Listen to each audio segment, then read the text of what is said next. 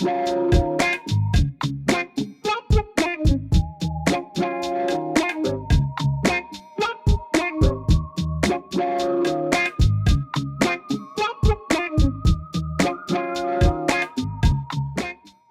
home, everyone.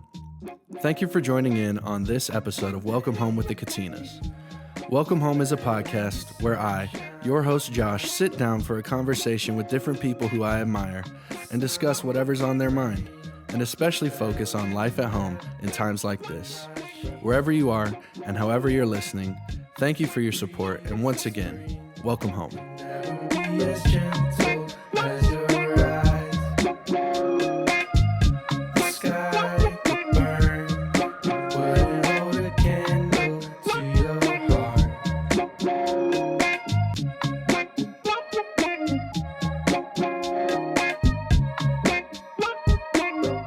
Welcome, everybody. Thank you for joining in on this week's episode of Welcome Home with the Katinas. We are moving through February now. I'm trying to think. This episode will come out. This won't be the last episode of February. It'll be second to last. But I hope everyone is enjoying this month, enjoying the last couple weeks of winter, at least here in Tennessee. I know it's supposed to heat up here in a little bit, but I wanted to start off by thanking everyone who supports the show and supports the Katinas ministry. I say this a lot, but I really do mean it, that this show would not be possible if it weren't for our partners and the people who support us. So truly, from the bottom of my heart, thank you so much to all of you out there who support us financially and believe in what we're doing. It means a lot to me personally to have so many people who support us and really invest into what we do and invest into our mission. So thank you for that. And if you want to become a partner, the best way to do that is to go to thekatinas.com. On their website, you'll see a give button. You just click on that and it'll take you where you need to go. So thank you in advance for doing that. Really appreciate it. And if you do that, I guarantee you'll get an email from me, as that's part of one of the roles that I'm filling in my new job with the Katinas. So I'll be really excited to talk to all of you out there who listen to the show and support the Katinas. So thanks so much. All right. Well, today we have a returning guest, and if you're watching this on YouTube, you'll see it's my lovely cousin, Kallie, Katina. Kallie, thank you so much for being here. Of course. Thank you for having me. Yeah, really excited to have you here. I think we were just talking before I started recording. It's been like at least 6 months since I had you on, so I'm excited to catch up with you and see what's been going on with you. For the people who may have never heard you on an episode before, I'd like to ask you, Cal, if you could just introduce yourself, tell us a little bit about yourself, and maybe tell us who your dad is, whatever, you know the deal. So. Yes. My name is Kallie Katina. I am Yeti's third daughter, so I'm the middle child, and every bit of a middle child, I would say. I live here in Nashville. I'm over on the west side in this area called the Nations, they call it now. It's, I guess, fairly a new area, and I love it. I work in the city. I enjoy it. I also come down a lot more than I would think, just to be with family. So it's nice to be close to family. It's my favorite part about still being close. But yeah. That's pretty much it. This morning I was actually at your parents' house because my dad and the uncles they were recording some vocals, and I walked in. I talked with your mom. Shout out to Auntie Kathy if you're listening. And then I walked up and I heard, "Hello, Josh," and you and Courtney were in bed. Were down there, and I was really excited to see you guys. That was a great way to start the day. Oh, I'm so glad. It's so funny because we get there, and you have, I'm sure, the same experience with your parents, but they don't like when we leave. So I get there and they're like, "Okay, well, are you staying?" I'm like, "Well, I guess, gosh, sure." And then it's the best that we have slow mornings. We all have the day off. So it felt like old times in a lot of ways. And I love that everyone just comes through. You literally never know who you're going to see coming out of all of our homes, our parents' homes. So it's just the best. It's like mini reunions every time you go. So It's I love that. It's funny you say that because, my parents, the house I grew up in is like 5 minutes from here. Yeah. And I don't know, maybe a month ago or so, I was at my parents' house. I don't remember why, but I thought I'm going to go to my old bedroom. Yeah. And I went in, and they didn't tell me that they had turned my bedroom into a nursery. No, did they really? Yes, oh, for that's my so nephew. Sweet. And so my bedroom it doesn't look like my bedroom anymore. At all. But I'm happy that it's being repurposed for Josiah. Sweet. The best. But yeah, it's funny, like just going back to the house I grew up in and seeing it is changing, and Yeah. but it's definitely a blessing to still live close to my parents, and I'm sure you feel the same. It's but so true. Yeah. it's a good place to go and reset and everything. Retreat. Yeah, it's like an oasis. For sure. It is. I totally feel that. Well, Cal, as a returning guest, that for first-time guests, I have 3 questions that I ask, but for returning guests, I only have 1. And the question that I'm going to ask you is intentionally open-ended, and I want you to feel comfortable answering it however you'd like. Okay. Because I like for my guests to lead the conversation of our show. So your question is this, Cal, what is going on at home? Wowie. Since the last time I've been here, I feel like it's similar and also very different. I have the same position at work. I did get a promotion that I'm excited about. Congratulations. Thank you. I did not know that. Honestly, the story is kind of funny because I for real thought I was getting fired. Oh, wow. And then, so I go into, long story short, I'm going into an 80-minute, and I'm an esthetician, by the way, sorry. I typically have 50-minute facials. That's basically just baseline how it is. But this time I had an 80-minute.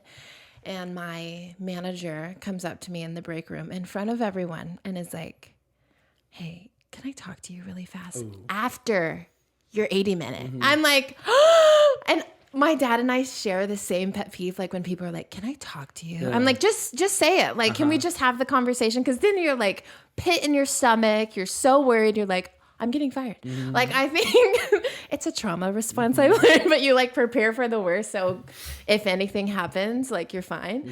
But I'm like, sure. And that's never happened to me before. Like not one time have they been like, hey, if they need anything from me, they'll just mention. Anyways, so they're like, okay. And I'm like, yeah, of course. So of course the whole 80 minutes, I'm like, what did I do? Like, is someone mad? Did I do a really bad facial? Is someone like so upset? And so then I go in there and they're like, we just wanted to say we're really proud of all of your progress and what you've done while you've been here. And I'm like, oh my gosh, like I'm like gonna throw up. I'm so worried. But yeah, they were like, we would really like you to start training people. You're just a really great personality. It was so humbling and so kind, but oh my gosh, I was mortified. I was so scared, but thank you. So I'm transitioning into that, and I think like any type of management position makes me feel so worried and excited, I guess, at the same time, because, starting a new job anywhere is so nerve-wracking for anyone. Right. And so I do love that I get to be a face that hopefully brings a lot of like peace to someone that's starting. And I just still feel like a rookie. I've only been doing this 2 years now. And I'm like, are you sure? Literally I was like, I'm still learning. Like, I don't know everything. And they're like, no, it's fine. So I'm kind of gearing up for that. Bina, my roommate, and I's, our lease is up in July. And so I'm just praying and meditating and doing all the things in preparation for that. But I just want to jet for a year. And she's moving to New York. I would love to move to New York City? Yeah. Sabrina is? Sabrina is. Oh, wow. Yeah. And so I would love to be there. And I'm like, I'm only going to be this young once. Why not? And so I'm kind of just dreaming in this season. And I'm really excited about it and nervous and all the things. So are you considering moving I would with love her? to. Yeah. Really? Yeah, That's totally. Awesome. I know. Exciting. Thank you. I'm really excited. But also, I think with any type of change, it's exciting. And you're like, oh my gosh, I'm going to lose it. Like, it's scary to think about that. But I don't know. I think you should always just branch out and be open to things. And in the season of my life, I'm like, nothing's really holding me here Sure. anymore. I mean, my family obviously is the biggest thing. I hung out with my mom this morning and we went on a walk and went to lunch, and she was praying and she's like, and God, just close any door of Kallie moving. And she's so funny, but it's true. It's like, I think even when I talk to people and I'm like, oh yeah, born and raised here, I'm still here. It's like wild to think of the 26 years that we have both been here. I mean, we've seen this city blow up in front of our face. Yeah. It's not the same Nashville or Franklin we grew up in. And so, yeah, it's an exciting time, but it's also like wild and scary and all the emotions. Yeah. Yeah. I never thought I'd be living here in Franklin. Yeah. I'm 26. I'm turning 27 this year. And I was born in Nashville, 30 minutes from here. And I don't know. I just never thought I would like stay here. Right. But just the way things have worked out, this is where I am. And for the time being, I don't really see myself leaving. Yeah. But I definitely can understand. Like, I had the desire when I was younger to like, I can't wait to leave this place. Totally. And like, Yeah. experience something new. For and sure. What, I want to ask you, what is it about New York that attracts you?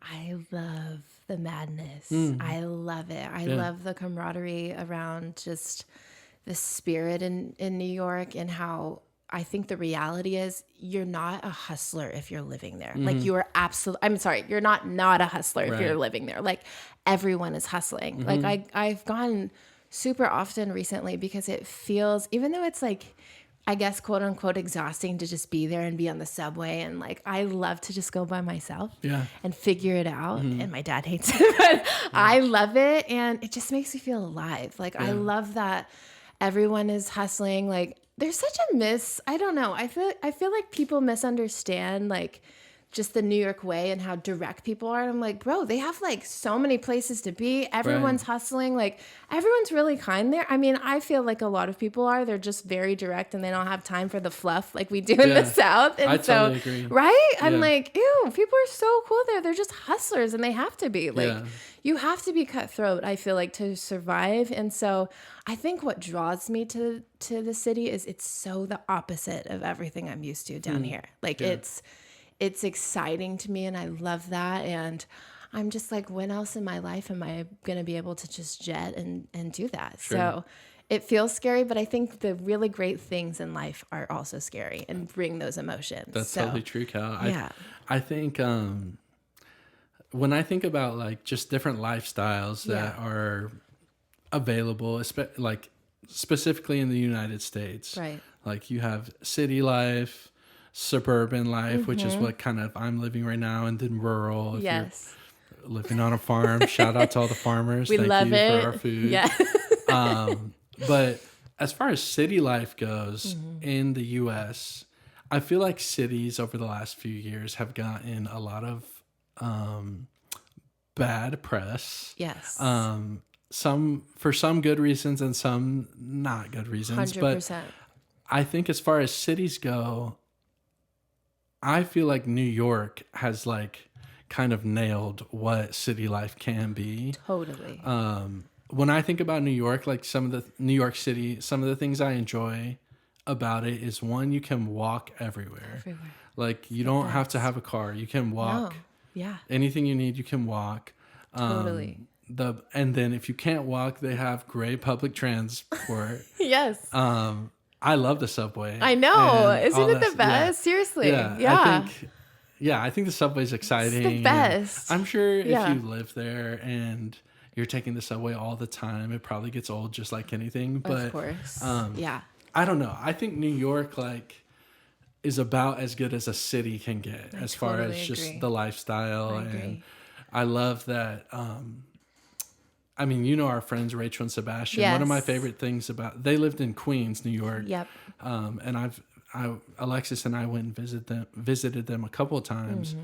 And one of the things I loved about being in Queens was just hearing all the different languages that when I'm walking on the street, and like, I just felt like, wow, I'm really in like a melting pot 100%. of different backgrounds and cultures and all that stuff. And there's not that many places on the planet where you can go that have all that No. available on one street corner. Literally, So absolutely. that's And exciting. I totally agree. And I love Williamson County. I will die for Wilco forever. But I do think that that's something we truly missed as kids. And I feel like we're so blessed to where we traveled so much as kids that we knew that's not how the world was. Right. Like we went to the West Coast so much. We saw all of our poly family so often that we just knew. But I think there's such a difference between that and like completely being submerged in that in your day to day. And so I have a really strong belief that in the same way, like everyone should be required to live in the city once, like any city, because I feel like you see firsthand, like,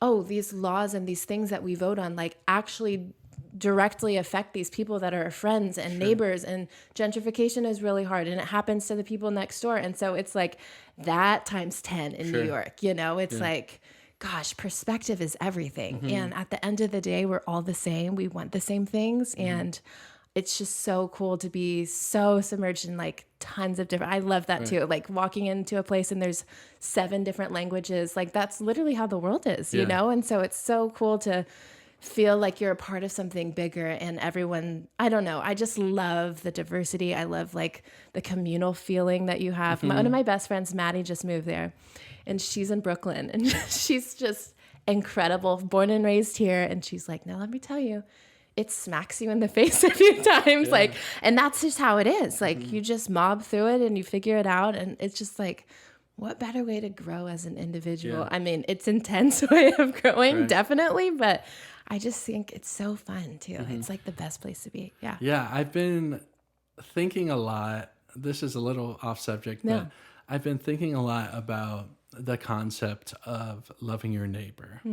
And, I live in a neighborhood, but if this is just, I'm confessing, I don't know any of my neighbors' names. Like the people, the lady who lives right over there, I wave at her and everything, but I don't know her name. And people across the street, I know that they have a baby. That's because I see them carrying it on their, so sweet. But I don't have a relationship with my neighbors, like literally the people who live next to me. I feel like in a place like New York, like that's almost unavoidable because everyone's living on top of each other. Literally. And you really have to, we should all practice loving our neighbors. But in New York, I feel like you have a great opportunity to love your neighbor. Too easy. Because your neighbor's right there. Literally the other side of the wall. You have a lot of them.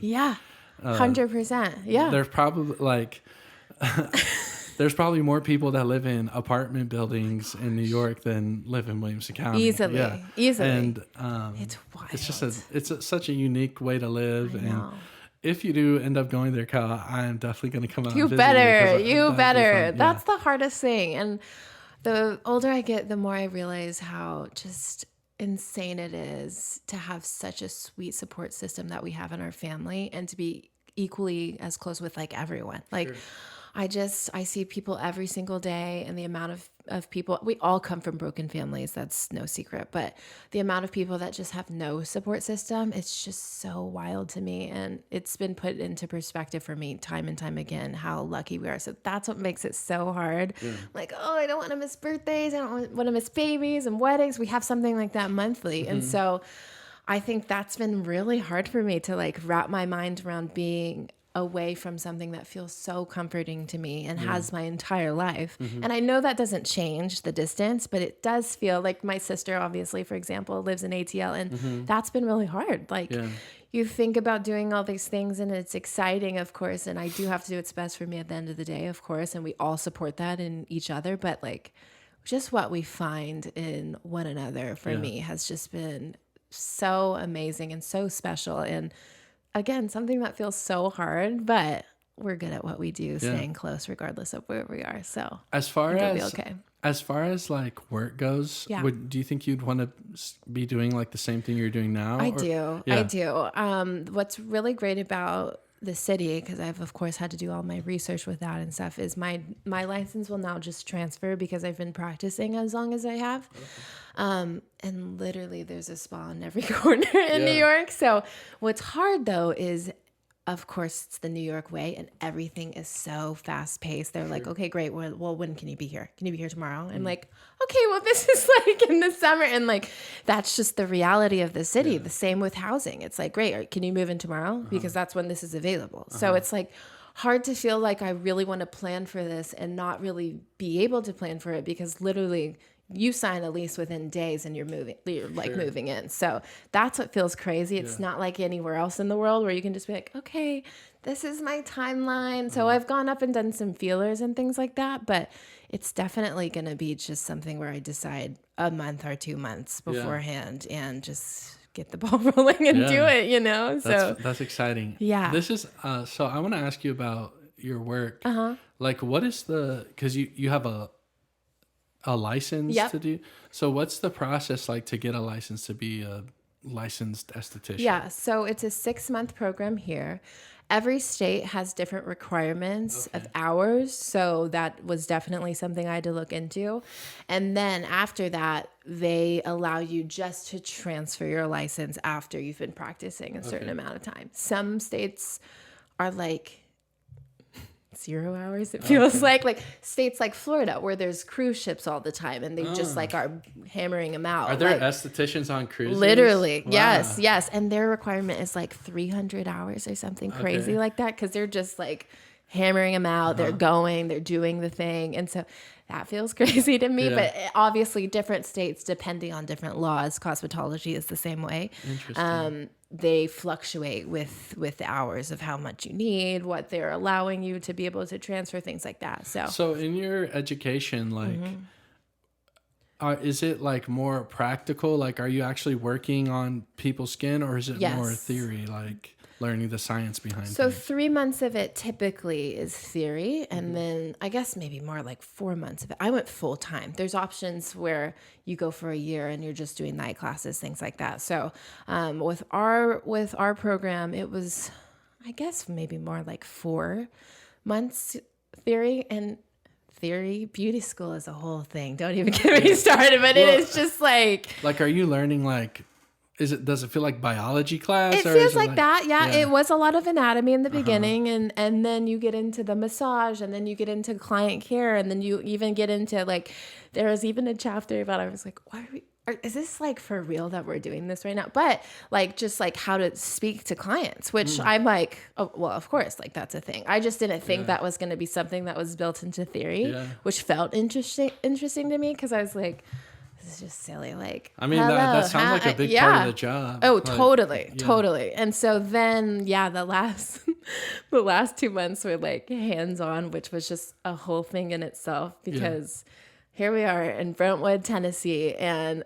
some of these women were coming in there like it was just the Four Seasons, and they were going to get all the things. And we're like, sister girl, this is literally a school. Like, eyebrows would be waxed off. There would be like really bad. Wow. I mean, it's beauty school. It's where literally we learn. And so I'm just saying, like, my experience there could have been a full-blown like reality show. It was just insane. And I loved it. It was great. I mean, whenever you put that many women in any human, I should say, men or women, but it was just intense, and there's a lot of different personalities, and it was a whole thing. I was entertained the entire time. All that to say, I loved it. Sure. I loved it too. I feel like there needs to be like, maybe there is. 100%. I feel like there could be a reality show. 100%. Beauty school. Absolutely. Like, you hear the term like beauty school dropout, and you hear things like, oh, haha. But I'm like, no, it's a thing. Like, it is bonkers. Like, some of the stories I could tell you, you'd be like, no, that didn't happen. I'm like, no. Wow. 100%. Well, let me ask you this, okay? Because. So, I'm trying to think. I maybe was 23 or 24. Yeah. When Alexis, who was my girlfriend at the time, she bought me some facial cleanser and moisturizer. Love. And exfoliator or whatever. Yeah. And so my skincare routine is when I'm in the shower, not every time I shower, but maybe half the time, I'll use a I don't know. Exfoliant, yes. No, not Oh, that. I'm so Just sorry. a scrub. Okay. I don't know. I scrub my face with this soap that Alexis gets me. Okay. And then I get out of the shower and I put moisturizer on my face. Yes, But love I it. want to ask you, Cal, because I feel like we have a lot of men who watch the show and listen to the show.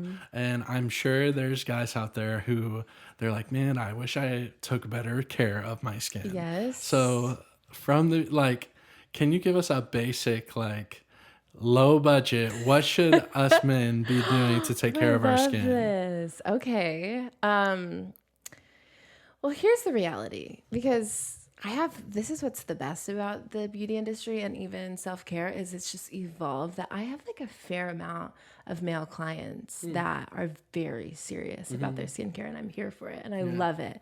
But I think that for one, obviously everyone's skin is different. And two, you want to find something that's going to be easy enough that you're going to be consistent, because consistency is the biggest thing. So just a cleanser. Let's start there. The morning routine doesn't have to be that long. Just a quick, water on the face, nothing crazy. You don't even have to cleanse in the morning. You can if you would like to. If you want to be extra. Is it okay to do it in the shower like I do it? Or should we? Don't recommend it, okay, but it's fine. Listen, if that's know. the only way you're doing it, we love it. That's fantastic. So it shouldn't be. I say it's fine. Okay. I mean, give it to me straight. each its own. But okay, the morning, just a quick vitamin C serum, has antioxidants, helps prevent sun exposure, sun damage, things like that, things that age us. So it's the number one thing you can be using for aging. A good SPF and moisturizer, nothing crazy. You can do that. SPF, 30, 50. So we should, you can just, you're good. So should we be putting on sunscreen every day? Joshy, 100%. Wow. Yes. Literally, if you think you're not going to see the sun, I'm going to show you pictures after this and you're going to be really mortified. Okay. If you think you're not, being affected by the sun, you should see pictures of like truck drivers, people that spend time even like near the sun, and it's really serious and legit. Also, not to mention melanoma is not our friend. We don't want that. So it's literally the number one thing you can be doing for anti-aging. So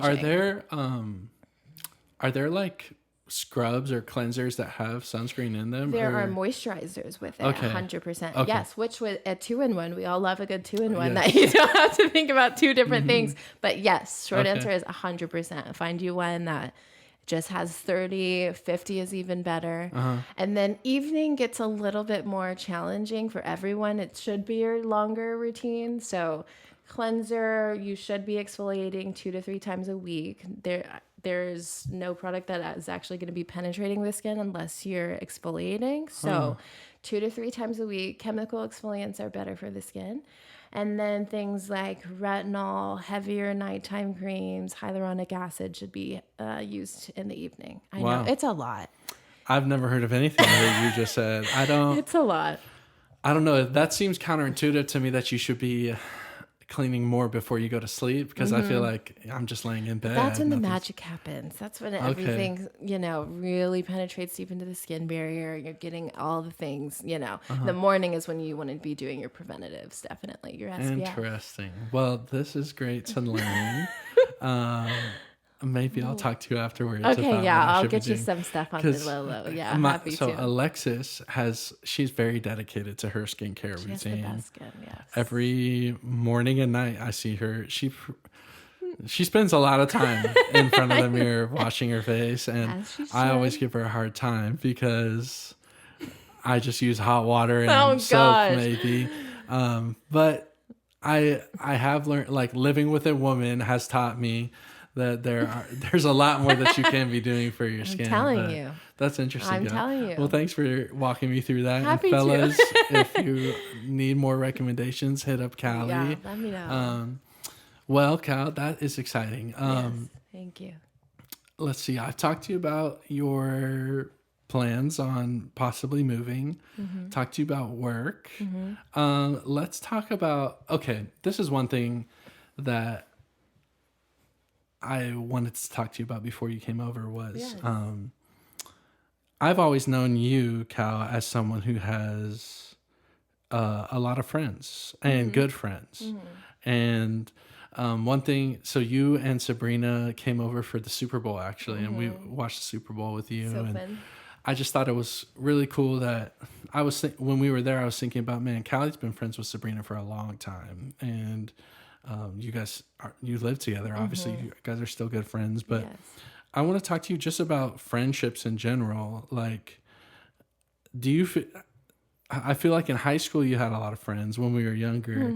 Do you still feel that way? Do you still feel like you have a lot of friends, or how has that changed? Yeah, I feel like I have maybe different categories of friends that I really do try to keep up with. And I believe that obviously every relationship should very much be two-sided. And it's really hard to maintain close friendships, is what I've learned in my adulthood. I think there's friendships that, we still feel like we're so close, even though we might talk once a month and once every other month. And yeah, I guess it really has changed since I've aged a little. I think obviously life is insane for everyone and everyone has their own thing, but I think I really do value my relationships. I understand that they take a lot of work. Like I think what I've learned within my friendships is it's time consuming, And so it's been hard for me, honestly, recently, because the grind is so real and just the life and day to day is really hard. So it's definitely changed through the years, but I think once you've poured into someone for so long and once you just have that mutual connection and, I guess just establish the foundation in a deep friendship, it doesn't really matter how long or how often you talk. And so, yeah, I think I try to be really intentional of how I'm fostering my relationships. I've always been that way.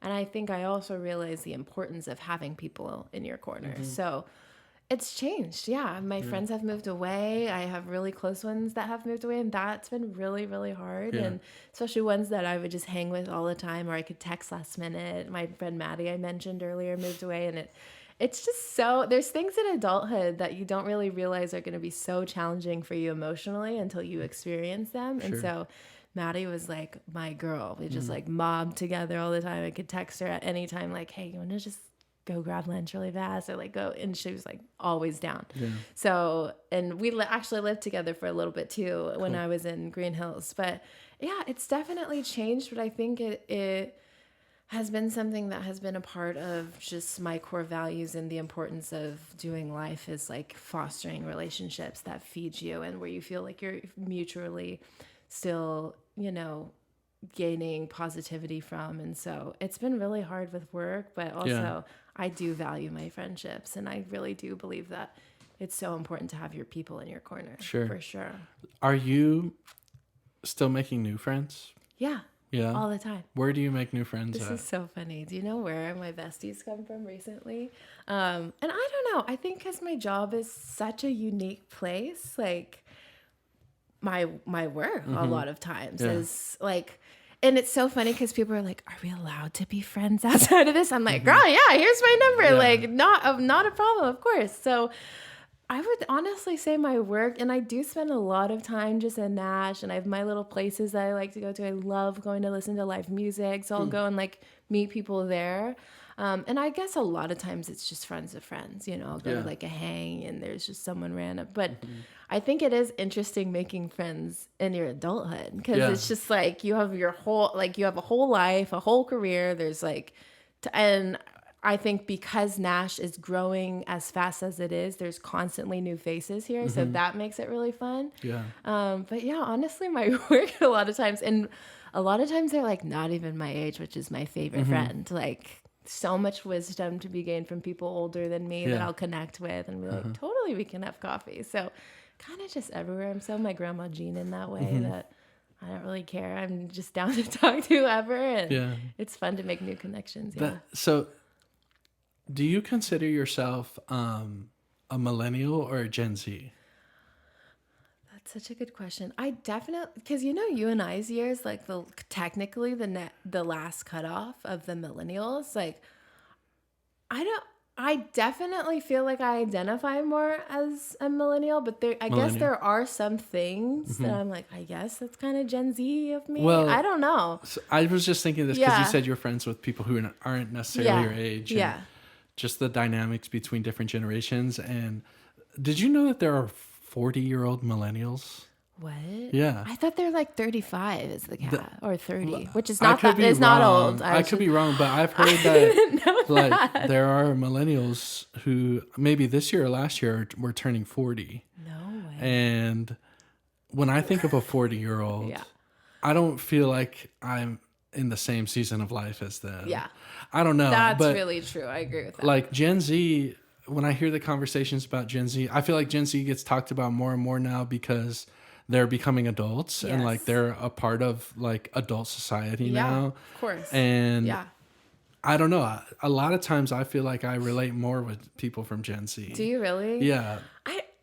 Sometimes I have a hard time with like what feels, because millennial per se and what feels Gen Z. Yeah. Like no offense Gen Z, but sometimes when I think about Gen Z, I just think of iPad kids. Yeah. And I'm like, but that wasn't our childhood. Like we didn't have any of that growing up. Right. Like we way more so did the like 90s kids things. Yeah. And like I'll see the tweets with like the funny 90s toys or like shows we grew up on, and that so was our childhood. So I don't know. That's so interesting though. 40-year-olds? That's wild. Yeah. Well, one guy, so this was just some guy on YouTube that I saw that said, if you remember September 11th, then you're a millennial.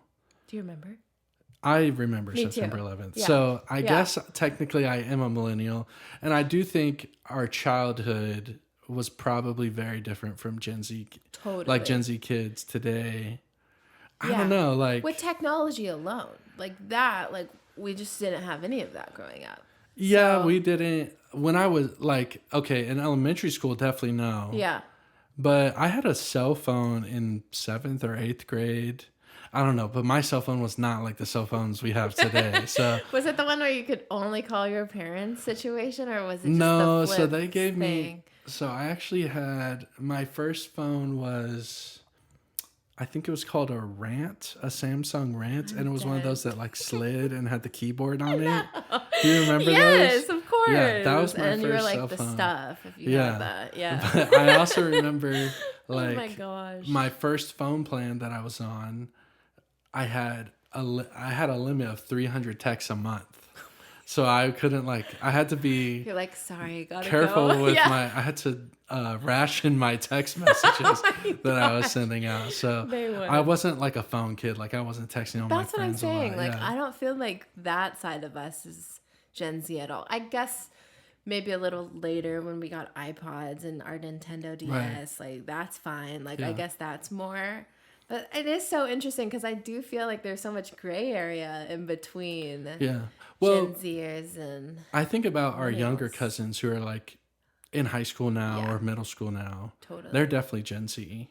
Absolutely. And I think about like how different was their childhood from mine, even though like I don't feel like I'm that much older than them, to be honest, but when I actually am. No, we are. Which is sad, but I know. like our cousin Boston, he's graduating from high school this year. Yeah. He's 18, I think. Yeah, he's 18. But so he is 8 years younger than me, but his childhood was so much different from mine. Oh my gosh. Like he had access to things that I did not have access to. So young. And I feel like he probably faced different challenges than I faced when I was 16, 17, or 18. Oh my gosh. I don't know. And like I wonder from their perspective, like, do they feel like my cousin Josh has no idea what it's like to be an 18-year-old? But I feel like I was just 18. Well, you know what's interesting? Because I think about that with Krista and like V and our older cousins that I'm like, I totally remember being in like middle school, I guess. And she would be, I guess she was either like later high school or like early college. And I was like, she is the coolest person that has ever walked this earth. She's so much older than me. Right. So then I'm like, I guess they think like we're old farts if that's how I thought of Krista. Like, because it's true. I'm like, I feel like we experienced such, like even the world around us was so completely different than the one that they've been experiencing through middle school even and high school. So Yeah.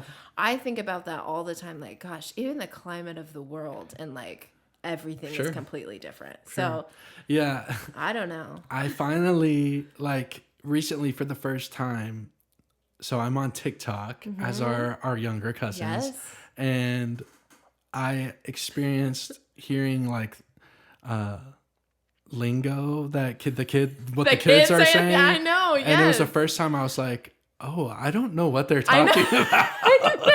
Because I like all my life, No, I've always been seriously. up to date on it. And for the first time recently, I was like, man, maybe I'm getting old now Yeah, because no, I have for no real. idea what For they're real, talking yeah. about. No, I know. Like Mira and the girls will be saying something and I'm like, what does that mean? Yeah. I'm like, let me Google it so I can like know and Yeah. like not look dumb. Well, the But TikTok comment section is a good place to so feel bad. old. Like, I'll go in the comments and I'll be like, man, some of these kids, they're talking a different language, and now I finally feel old. But Yeah. Well, all their little terms and new little like I don't know. I feel like they're just like cranking them out too. Like Yeah. it's even stuff that I wouldn't know last week that I'm like, oh, like I guess that's a thing now. Yeah. Did you see that one that was like this cartoon of just Gen Zers and they're like breaking up and they're only speaking in Gen Z terms? Yes, I've seen I that. was like, oh, I didn't know 50% of the things that they were Yeah. saying. I was like, Well, oh my gosh. I think that's just what kids do, because I think that's Yeah. what we did when we were I guess, yeah. teenagers or whatever. And like, I think kids, when you turn a certain age and you start becoming your own person, Yeah. you want to have something that's your own. 100%. And I think, I'm not an expert, but I feel like that's where like pop culture lingo comes from. Yes. And what's so interesting to me is that what kids on TikTok are saying now influences pop culture for everybody. Yes. Like, it's amazing to me how much influence young people have on the culture. Absolutely. And vice versa, how much the culture has influence on young people. Yes.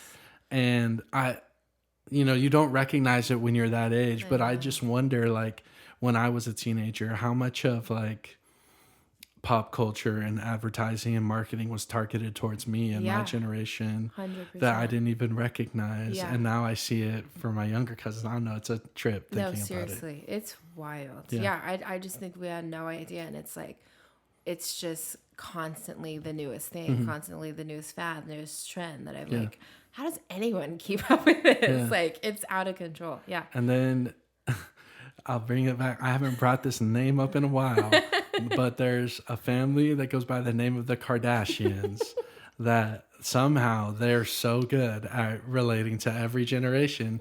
No matter Seriously. what waves Yeah. and twists and turns the culture Those goes through, girls. the Kardashians find a way to be in the center. I promise you. It's an art. Yeah. It really is. That I No, respect them a lot. I do but- too. Well, I totally do too. Cal, I don't know if I've done this on a previous episode with you, but the show we have a tradition here on the show that I do every once in a while, and it started with your dad, actually. Have I done this with you? I don't think so. Okay, so the first time your dad was on the show, he told me a story about a time where he got to meet someone who he really looked up to. And to be honest, I don't even remember who it was, but this person told your dad, he was very young at the time, he gave your dad a word of advice. He said, whenever you meet somebody or whenever you leave somebody, always leave them with a word of encouragement. And when your dad shared that with me, I asked him if he would leave us with a word of encouragement. And I've done this a few times, quite a few times actually, with other guests, and just given our guests an opportunity to leave us with a word of encouragement. And so I'd like to ask you, Cal, if you would not mind leaving me and our listeners with a word of encouragement, of wisdom, or just speaking life to us as we go about our days and our weeks and live this life that we're all living. Yes, I'd love to. I love that too. That's really great. I wish I'd have like written something. No. I would say, because it's something I can relate to in this season of my life, is you are exactly where you need to be in this very present moment. Everything you've done in your life has led you into being in this season, good or bad, ugly. And it is either the season that's going to prepare you for something. It's something where you're either going to experience a ton of joy, but regardless of what that is, you're exactly where you need to be. And I find a lot of peace in that, definitely. And also I feel like God gives you exactly what you need through the season. People, different places that you've experienced, but I would just find a lot in peace in knowing that regardless of how you feel in this present moment, you're exactly where you need to be. So embrace it, create space for yourself, make peace within the walls of your own soul to embrace where you're at, and let it either teach you something or let it build you up. And hopefully, whether it's the valley or if it's the mountaintop, you find the purpose in why you're here in your season. Does that even make sense? That's perfect, Kyle. Thank you so much, Kyle. You're welcome, of course. That's encouraging. And thank you for being here, and thank you for sharing that with us. I love that. I'm proud of you and excited for your future. Thank you. And I'm excited to go eat some pizza with you. I know, me too. Yeah, we'll go do that. Thank you, Joshua. You're the best. Yep, you're welcome. Hopefully we'll get you on before you go off to the big city. I know. Yeah. I know, of course. To those of you Love listening, thank you for tuning in. We'll be back with more episodes soon. Have a great day.